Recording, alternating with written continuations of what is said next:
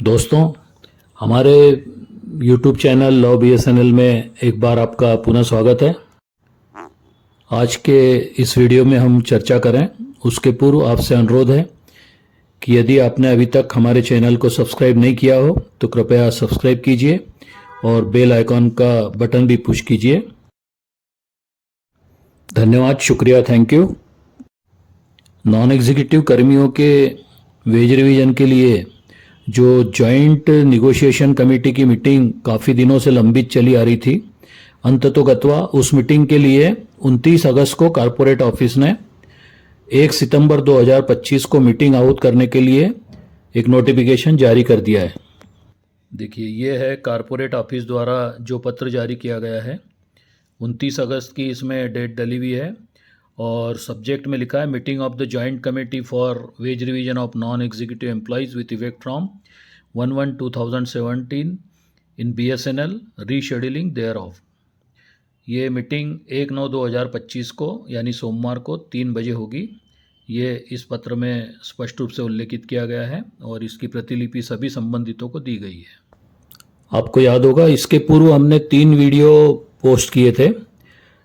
पहला वीडियो था 30 जून 2025 को जो वेतन संशोधन की मीटिंग हुई थी, उसमें क्या निर्णय हुए इस पर प्रकाश डालते हुए हमने एक वीडियो पोस्ट किया था।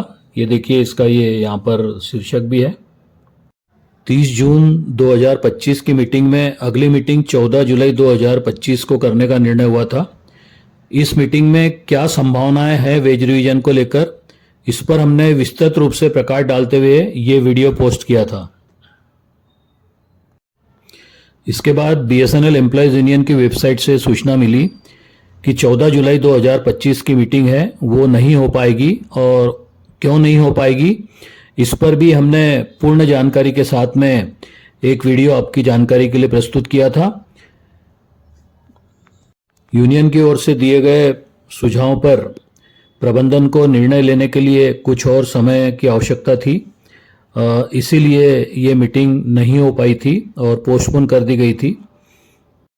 इसी बीच 22 और 23 जुलाई 2025 को BSNL एम्प्लॉयज़ यूनियन की कोयम्बटूर में ऑल इंडिया कॉन्फ्रेंस हुई, जिसमें कॉमरेड अनिमेश मित्रा जी सर्वानुमति से जनरल सेक्रेटरी के रूप में चयनित किए गए। कॉमरेड अनिमेश मित्रा जी ने जनरल सेक्रेटरी बनने के तुरंत बाद सबसे पहले वेज रिवीजन की जो मीटिंग लंबित थी वो मीटिंग शीघ्र हो इस हेतु प्रयास शुरू किए। आइए देखते हैं उन्होंने क्या क्या कोशिशें की है। देखिए, अगर हम यहाँ देखें तो 29 जुलाई 2025 को यूनियंस और एसोसिएशंस की मीटिंग नई दिल्ली में हुई। इसमें नवनिर्वाचित जनरल सेक्रेटरीज का स्वागत किया गया और सबसे ज्वलंत मुद्दा यानी कि 3rd PRC का जो मुद्दा था उस पर बहुत गंभीरता से इसमें चर्चाएं हुई और और इसके अलावा और भी मुद्दों पर चर्चाएं हुई थी। यह निर्णय लिया गया मीटिंग में काफ़ी चर्चा के बाद में, विचार विमर्श के बाद में, कि उपरोक्त सभी मुद्दों को, जिसमें प्रमुख रूप से 3rd PRC का मुद्दा शामिल है, इस पर डायरेक्टर HR से और CMD BSNL से रूबरू होकर व्यक्तिगत मुलाकात कर उनसे इस मुद्दे पर चर्चा की जाएगी। ये था प्रथम प्रयास। आपसी विचार विमर्श के बाद यूनियंस और एसोसिएशंस के जितने भी जनरल सेक्रेटरीज थे उन्होंने डायरेक्टर HR से मुलाकात की और उनसे 3rd PRC के शीघ्र निराकरण की मांग की। यूनियंस और एसोसिएशन के जनरल सेक्रेटरीज ने डायरेक्टर HR से 3rd PRC के मुद्दों पर चर्चा के लिए उनसे भेंट की। श्री पापा सुधाकर राव, जो डायरेक्टर HR का कार्यभार संभाल रहे थे, उनसे मुलाकात की और 3rd PRC के मुद्दों के निपटारे में अनावश्यक देरी के लिए कर्मचारी पक्ष की शिकायतों को उनके समक्ष प्रस्तुत किया। सभी जनरल सेक्रेटरीज की दलीलों को धैर्यपूर्वक सुनने के बाद डायरेक्टर HR ने इस पर आवश्यक और प्राथमिकता से कार्रवाई करने का आश्वासन दिया। यहाँ यह बताना ज़रूरी है कि BSNL एम्प्लॉयज़ यूनियन और NFT BSNL दोनों के महासचिव ने डायरेक्टर HR से अनुरोध किया कि वे थर्ड पीआरसी समिति के जो अध्यक्ष हैं यानी वेज रिवीजन कमेटी के जो अध्यक्ष हैं उनको अगस्त में जल्द से जल्द बैठक आयोजित करने के लिए निर्देशित करें। डायरेक्टर एचआर ने अगली कार्रवाई के लिए प्रिंसिपल जनरल मैनेजर एसआर से सभी रिलेटेड बिंदुस प्राप्त करने का आश्वासन दिया। इसके बाद अगस्त के प्रथम सप्ताह में बीएसएनएल एम्प्लॉयज़ यूनियन के नवनिर्वाचित महासचिव कॉमरेड अनिमेश मित्रा जी ने फिर से डायरेक्टर एचआर से मुलाकात की और उनसे अनुरोध किया कि वे शीघ्र जो वेज रिवीजन कमेटी के चेयरमैन हैं उनको मीटिंग आयोजित करने के लिए निर्देशित करें। आइए इसको कुछ विस्तृत रूप में हम देखते हैं।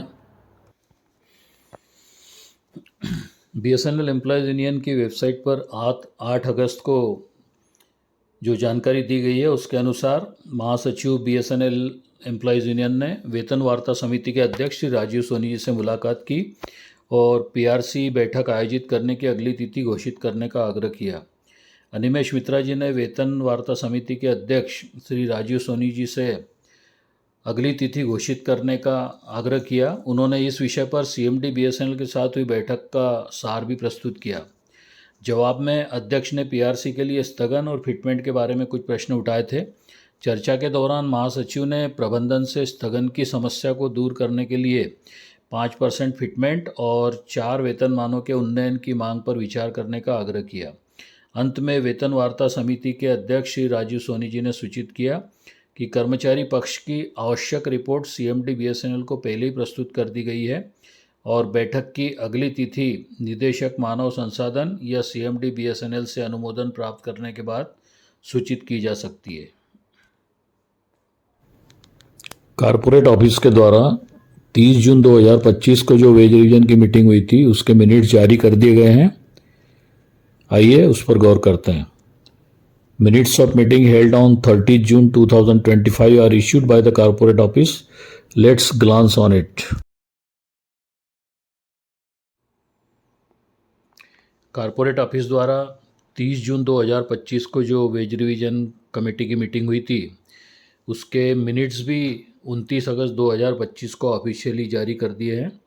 इसमें देखें, इसमें मैनेजमेंट साइड से 5 अधिकारी मौजूद थे, स्टाफ साइड से 7 थे, जिसमें 5 बीएसएनएल की ओर से और 2 एनएफटी की ओर से।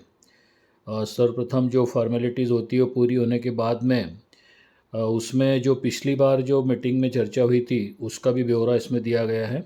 हमारे पिछले वीडियो में हम एक जानकारी आपको नहीं दे पाए थे, उसको हम यहाँ पर स्पष्ट करना चाहेंगे। इसमें ये पॉइंट नंबर 1 में लिखा है, आप देखें इसको। एनोमलीज इन नवंबर 2022 पे scales, staff side submitted that JEs were suffering a relative loss in any 9 pay scale due to low minimum.